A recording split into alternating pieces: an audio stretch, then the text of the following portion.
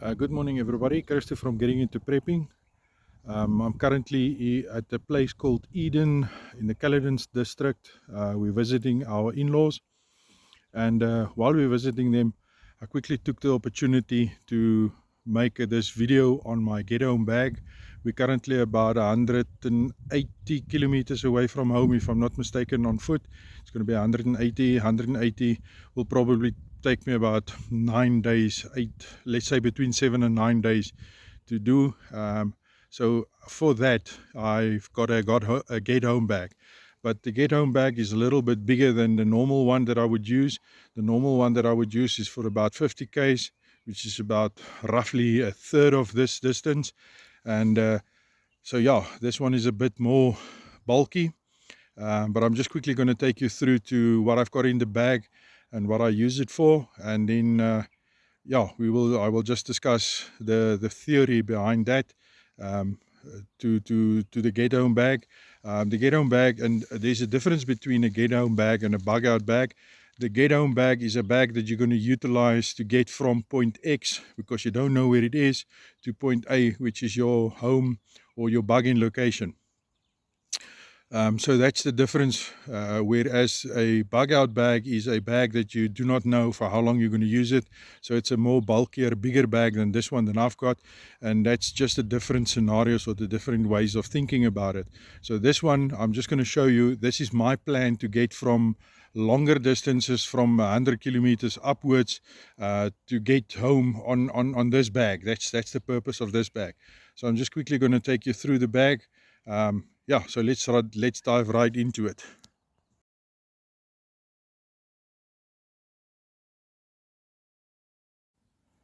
You have to forgive me, we are back on the shaky cam, which is the held one.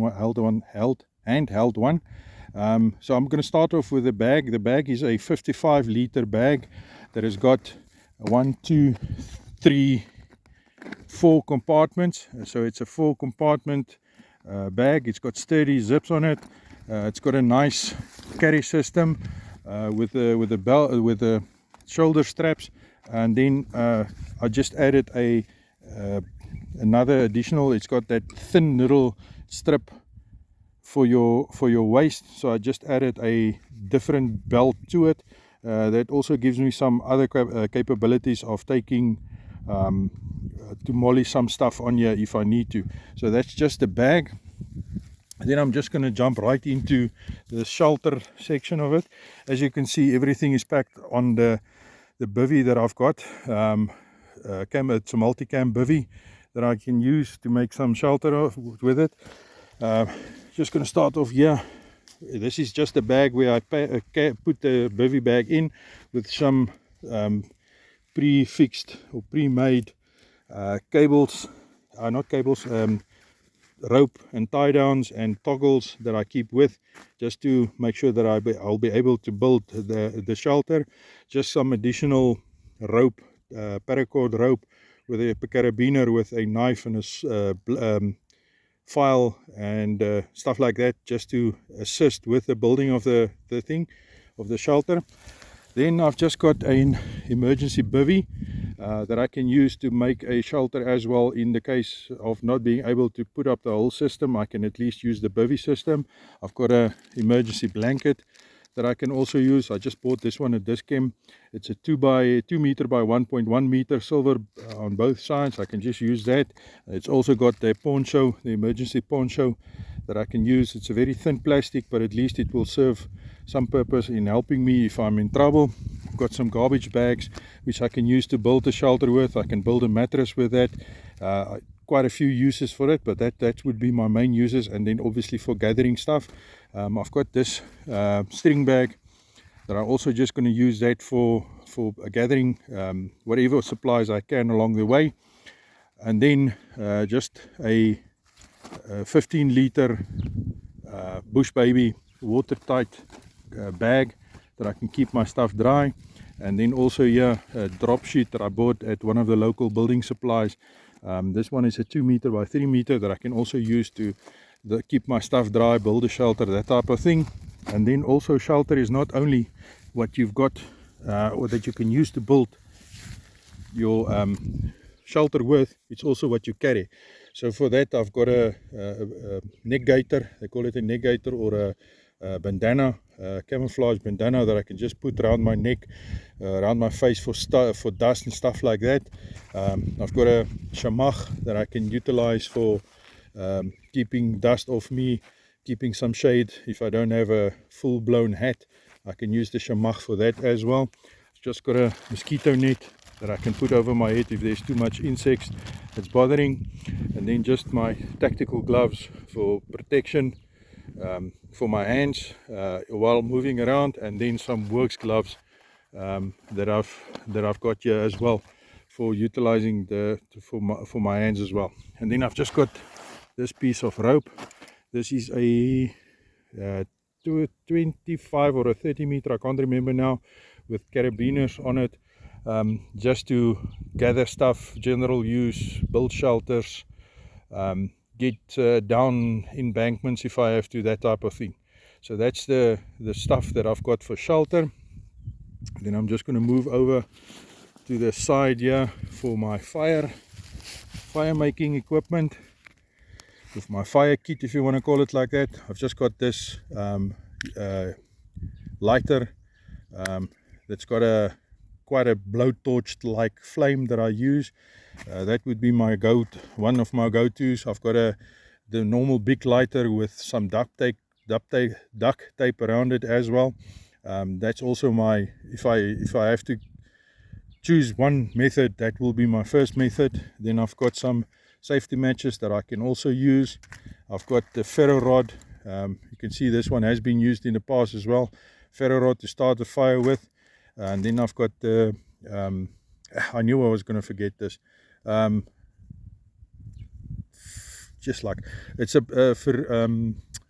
bar that you can scratch down. As you can see, I've used that as well. Scratch down some of it. I'll get to the name now.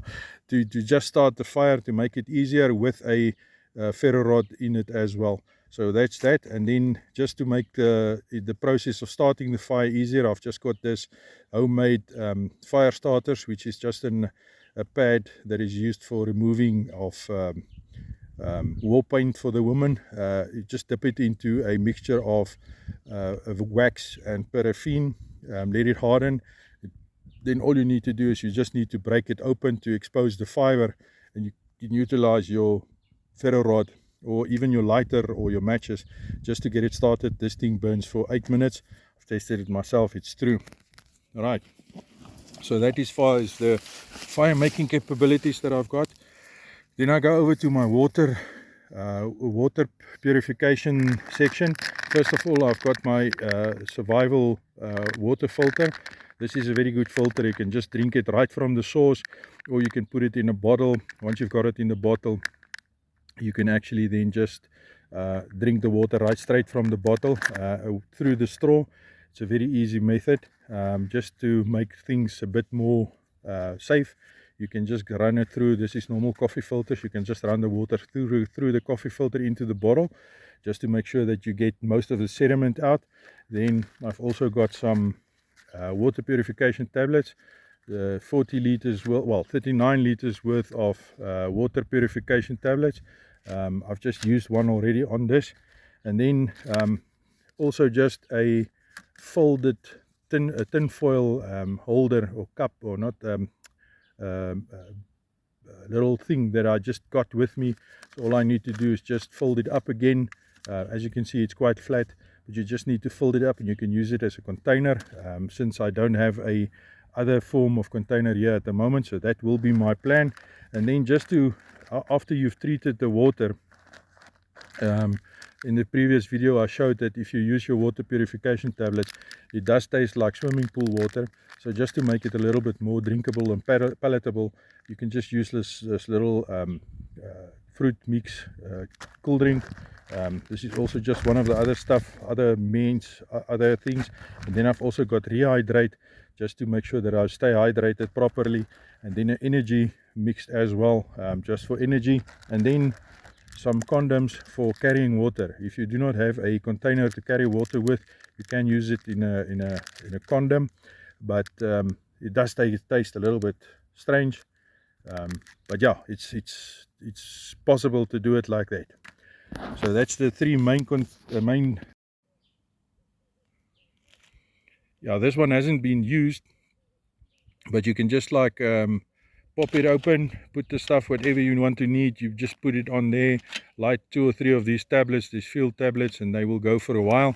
And then once again, I've just got one of these folded containers that I can just use that, put the stuff that I want to warm up in that, and then use that as a container. Now here I've got roughly for 5 to 6 days worth of food in this bag. So if I need to, I can get home along with some snacks. I can definitely do a 7 to 9, maybe 10 days easy out of what I've got here. With if I get anything along the road, I will use that as well. So that is the food section. Then I'm going to move over to the navigation what I've got. First of all, I've got my GPS. It uses two double AA batteries. I've got some spare batteries, as you can see here as well. Spare batteries for the GPS and for the torch, which uses the 3 batteries. I've got that, and I've also got for kindling, I've also got another headlight that I can use for navigation. Should the GPS fail me, I can go over to the good old trusty map with a normal compass that I've got with me.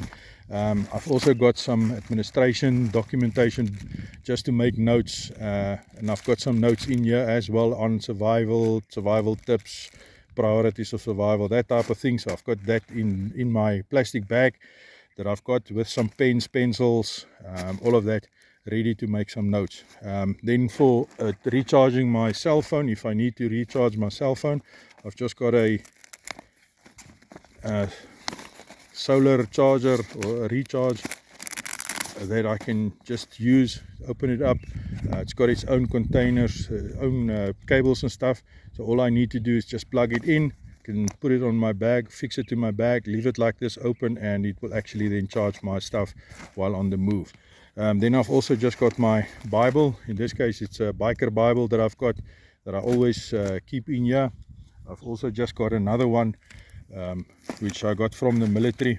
It is a Bible, just a normal Bible with some nice looking camouflage cover that I also got. I've got a few of those as well. So I've got a Bible in each of my bags as well, just for the purpose of getting myself spiritually prepared. Then I'm just going to move over to hygiene. In my hygiene plan, I have got a toothbrush, toothpaste, some Listerine to rinse out the mouth, some soap that I can use for face or for washing myself, as well as my clothes if I need to stay out that long. I've also got some tissues for normal use if I have to use it. Can also use it for going to the bathroom if I need to. Then I've got a few wet wipes that I bought from a just to make sure that I will be able to clean my hands after having eaten. And then also just another few wet wipes for exactly the same purpose, going to the toilet, and even then using it as a just to clean my hands after having eaten. And then I've just got some hand sanitizing gel just for that same purpose, just to make sure that you are clean and that you're killing as much germs as possible. The reason for the hygiene pack is just to make sure that the hygiene is kept up to date, and make sure that you don't get into trouble, because if you do fall sick in an emergency situation, it's much worse than just falling sick normally. So that's the reason for the hygiene. Yeah, so the next section I'm covering is signal. You can use anything that is shiny as a signal mirror.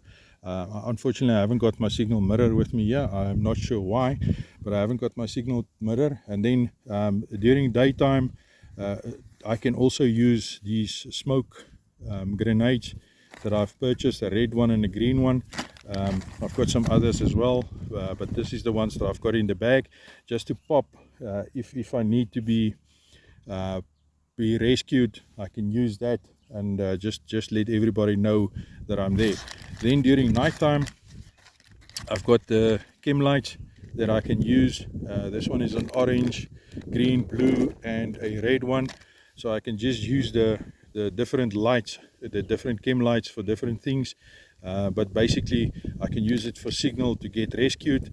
If I don't need to get rescued, I can also use it for normal light, especially the blue one. The blue one gives you enough light to do what you need to do without exposing yourself too much.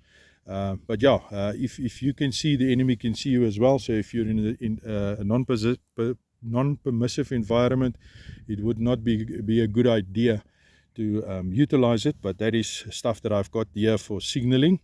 And then just next to it, I've got a basic repair kit for just for emergencies, in case I do need to repair something on the move. Just got some buttons, some thread, needles and a small little scissors that I can fix basic stuff if I need to, you know, like a tear in your uniform or your clothes or whatever the case might be. I can use that for that basic repairs. I can also use that in conjunction with my 550 cord to repair some stuff on the bag itself if I need to. So yeah, that is my repairs. So next on my list, I've got my medical kit, or not my medical kit. This is just some stuff, some medical equipment that I've got in my bag as a backup. I normally carry my emergency equipment, or sorry, my first aid equipment in a different bag.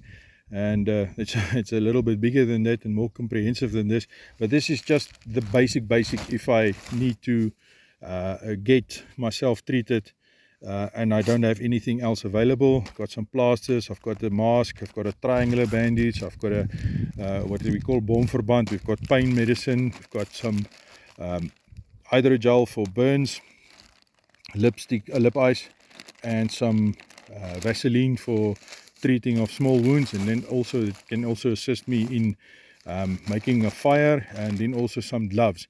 So this is just the basic stuff that I've got in my bag. In case I lose everything else, I've got some backup and some equipment to actually carry on with. So that's just my medical section. Then as far as non-lethal self-defense is concerned, I've just got a pepper spray here that I can utilize. I just sprayed this one to fit my personal taste, but this is a pepper spray that I can use. Just need to pop it open and I will be able to defend myself with pepper spray against a person. Since I don't have a proper fist anymore that I can throw, I've got some knuckle dusters just to even the fight. I promise you, if I hit you with this thing and I connect, you will definitely know about it. Then I've just got a Mora knife that I've got in here. It's a very nice knife. I like my Mora blade quite a bit. Swedish made, very sharp, and you can utilize it for preparing of your food, self-defense, cutting of ropes and stuff like that. You can even prepare your kindling if you need to. So that's just the purpose of the knife. Then I've just got a basic sharpener, just to make sure that I will be able to sharpen my knife, either this Mora or the one that I carry on my EDC, just to make sure that it's fine, and then also just to get rid of any nicks that I might pick up. So that's the purpose of this little sharpener that I carry with me. Then moving over to the last section of this bag, I've got a very small basic wire cutter that I can use just to get through some basic small wires that I need to get rid of. So I can utilize that. That's one of the things. And then I've just got a small pry bar that I can use for different applications, getting in and out of places if I need to. So I've got this going. I've got an axe for the general purposes of just preparing or making sure that I've got kindling available, so and cut some wood. I can also use it for self-defense. And then the last thing that I've got here is just a spade, fold up spade with different applications. I'll make a video on that one a bit later on how to use it, but just a small basic spade that I can use. Yeah, so in a nutshell, that is my get home bag, my bigger get home bag that I'm also using and taking with if I go more than, let's say, 100 kilometers, or actually anything up from 60 kilometers from home. I do take this bag as a backup, just to have some stuff available in case there is a problem and I need to get home. So that is this one that I'm using, or got available to use for that. Um, I am rethinking this bag at the moment. I'll do an update a little bit later once I got to the point of actually deciding. But some of the stuff, this bag is quite heavy. You can think for yourself, with the 3 liters of water already in there, that's already 3 kgs going up. Then with the food supply that I've got, that's probably another 2, maybe 3 kilograms that I've got going there. And then with all the equipment and the other stuff, the bag is quite hefty. It's not that I cannot carry it, but I have to be realistic and practical and decide on whether everything is necessary and whether it actually serves a purpose. So I am in the process of reviewing that. Some of the stuff might be taken out, but yeah, like I said, that's a process that's carrying on. I will get to that, and I will update as soon as I've got to the conclusion of that. I have used this bag on smaller trips or shorter trips in the past. I haven't used it for extensive, more than, I think the most was about 2 or 3 days. So I know that I can cope with it for 2 or 3 days, but I can go longer if I have to. Not a problem. But yeah, that's just the basic stuff that I carry with for in case of an emergency. So I hope that you did learn something from this. I hope that you got a couple of tips out of this, a couple of things that you might consider doing in the preparation of your own bag, and to make sure that you've got the ability to travel home, from wherever you are to home or to your bug out location, depending on the situation. Please remember that every bag will be different. Everybody's needs are different. And based on your needs, you should actually do your thinking of your get home bag based on your specific needs. It will be absolutely useless if you work 5 kilometers from home to have a bag that you can carry on with 20 days worth of stuff. That would be totally useless, totally senseless. So do your planning based on your needs. Whatever your needs is, that's what you must prepare for. If you are 5 kilometers away from home, plan for that 5 kilometers. If you're traveling 100 kilometers away from home, plan for that 100. If you're further than that, plan for that as well. So it all depends on what your needs are. Plan your bag around your needs. Yeah, so it's quite a bit of a lengthy video, and I thank you for if you did stuck right through to up to this point with me. Thank you for spending the time with me. Think about your situation, think about what your needs are, plan around your needs, and keep on prepping, and see you in the next one.